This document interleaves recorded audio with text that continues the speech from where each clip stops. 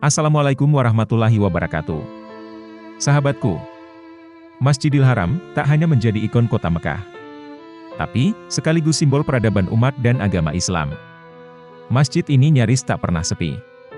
Setiap hari selalu ada jamaah yang mengisi saf demi saf. Baik pengunjung biasa atau mereka yang sedang menunaikan ibadah umroh. Apalagi saat musim haji, jamaah dari seluruh penjuru dunia tumpah ruah di sini. Sebagai tempat yang menyimpan nilai historis, para jamaah biasa mengunjunginya setelah selesai menunaikan ibadah. Berikut ini ada 7 situs bersejarah yang berada di kawasan Masjidil Haram. 1. Ka'bah. Masjidil Haram identik dengan bangunan berbentuk kubus di tengahnya yang bernama Ka'bah. Bangunan ini juga yang menjadi kiblat atau petunjuk arah sholat bagi seluruh umat Islam di dunia. Maka inilah keunikan Masjidil Haram dibanding masjid lain. Para jamaah yang sholat di sini tidak membentuk garis sejajar ke satu arah tertentu, tapi berbaris melingkari Ka'bah sebagai kiblat. 2. Hajar Aswad. Di salah satu sudut Ka'bah, terdapat batu hitam yang menjadi incaran para jamaah Masjidil Haram.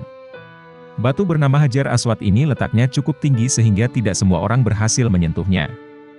Umat Islam meyakini Hajar Aswad diturunkan langsung dari surga, sehingga banyak yang ingin menyentuh atau menciumnya langsung sembari memanjatkan doa.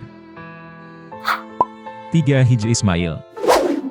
Selain batu Hajar Aswad, ada satu titik di sisi Ka'bah yang juga menjadi incaran para jamaah. Di area ini terdapat tembok kecil berbentuk setengah lingkaran. Banyak jamaah yang berebut ingin sholat dan berzikir di area ini, karena luasnya tidak seberapa sehingga daya tampungnya pun minim. Mereka percaya bahwa beribadah di sekitar Hijr Ismail sama rasanya seperti menunaikan sholat di dalam Ka'bah. 4. Makam Nabi Ibrahim alaihissalam. Tak jauh dari Ka'bah ada satu monumen bersejarah berupa batu besar yang di atasnya terdapat jejak kaki. Ukuran jejak kakinya pun tak kalah besar, diyakini masyarakat sebagai petilasan Nabi Ibrahim. Batu ini dilindungi dinding kaca di sekitarnya.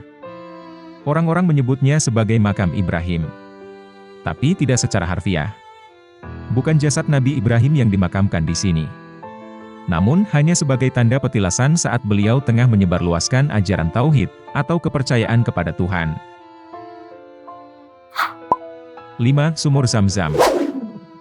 Selama menunaikan ibadah haji dan umroh, para jamaah bisa menikmati air minum yang tersedia di seluruh penjuru Masjidil Haram secara cuma-cuma.